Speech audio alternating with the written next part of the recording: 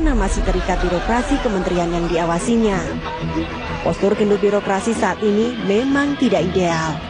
Tak dipungkiri pelayanan publik menjadi tumpang tindih. Kerugian dari pelayanan tumpang tindih ini mencapai 20 hingga 40 triliun rupiah. Ya, saya sudah bersama Deputi Rumah Transisi Jokowi JK Andi Wijayanto. Mas Andi, tim transisi menggagas penempatan inspektorat di bawah Presiden, tidak lagi di bawah kementerian. Mengapa Presiden?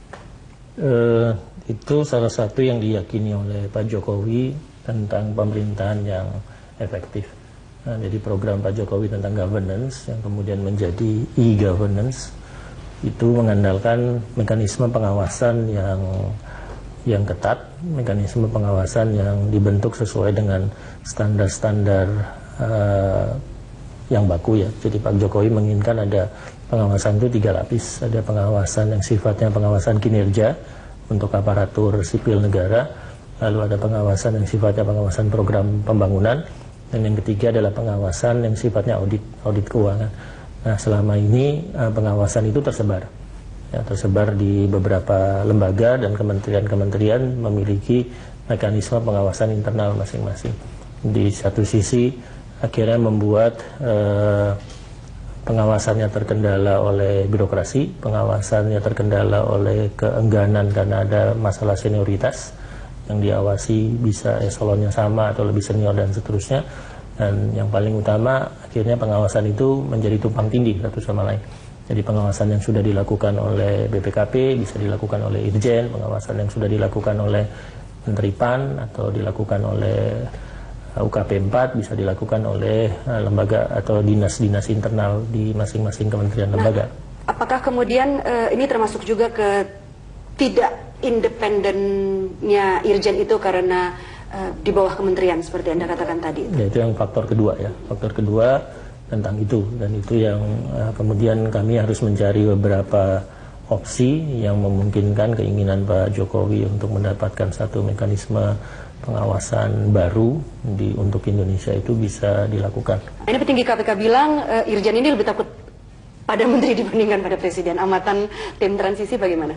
Ya, itu salah satu yang sudah diidentifikasi. Jadi ada masalah pangkat eselon, ada masalah senioritas, ada juga masalah bahwa menteri itu adalah pejabat politik yang langsung ditunjuk oleh presiden. Jadi ada keengganan atau kesungkanan tertentu, bisa budaya timur memang membatasi itu, atau memang pada dasarnya sistemnya tidak dibangun untuk menunjukkan prinsip equality before the law-nya. Tapi bukankah ini membuat beban presiden menjadi tambah besar dan berat? Ya maunya begitu.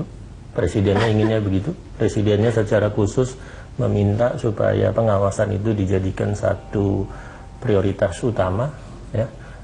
Dan tugas kami adalah membuatnya lebih praktis untuk dilaksanakan oleh presiden. Jadi misalnya dari mekanisme e-supervisionnya yang ingin diciptakan oleh Pak Jokowi, itu kami sudah sekarang mencari beberapa kemungkinan bagaimana pengawasan itu bisa hadir di suatu war room di Istana Negara, dan war roomnya itu kemudian langsung connect, langsung link, mirroring dengan gadget yang sehari-hari dipegang oleh Pak Jokowi. Apakah itu handphone, apakah itu tab, atau gadget yang minimal selalu ada dipegang oleh staf pribadinya atau ajudannya Pak Jokowi. Sehingga apapun yang terjadi di kementerian lembaga itu real time, bisa langsung diamati oleh Pak Jokowi. Ini adopsi dari Amerika atau bagaimana, Mas Andi? Kalau yang kami pelajari, negara yang sekarang ranking nomor 1 untuk bidang pengawasan di dunia itu adalah Korea Selatan. Jadi kami sudah berbicara dengan Duta Besar Korea Selatan, sudah meminta penjelasan bagaimana sistem itu diterapkan di Korea Selatan. Korea Selatan sendiri membutuhkan waktu 12 tahun untuk menerapkannya, tapi keberuntungan kita bisa shortcut karena sistemnya, teknologinya sudah matang. Jadi kita tinggal lihat aja teknologi matangnya di mana, tinggal dimodifikasi, disesuaikan dengan kelembagaan kita, ya, dan kita mencari cara. Kalau dari sisi software misalnya, anak-anak bangsa sendiri bisa menciptakan itu, ya, dari Fasilkom IT yang ada bisa seperti yang sudah dilakukan oleh Pak Jokowi di Jakarta atau Ibu Risma di Surabaya ya. Artinya gagasan ini sudah final akan dilakukan?